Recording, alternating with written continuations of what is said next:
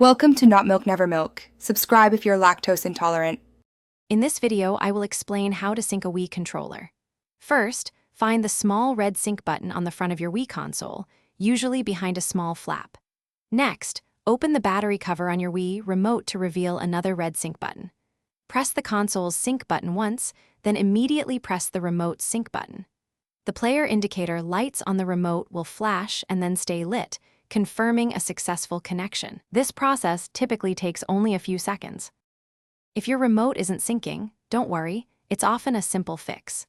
First, confirm your Wii console is powered on and ready. Next, double-check that you have two fresh AA batteries correctly installed in your remote.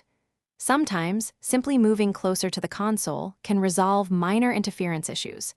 If it still doesn't connect, try repeating the entire syncing process from the beginning, ensuring you press the buttons in the correct sequence. You can connect up to 4 Wii remotes to your console for multiplayer fun.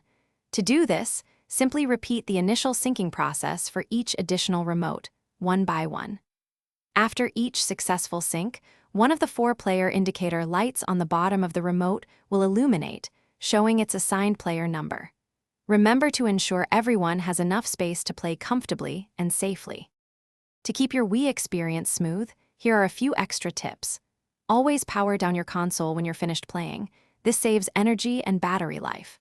For convenience and cost savings, consider using rechargeable battery packs for your remotes. Regularly wipe down your remotes and console with a soft cloth to keep them clean. Finally, store your remotes in a safe place to avoid accidental activation or damage. Thanks for watching. If this was helpful, leave a like and consider subscribing. See you next time.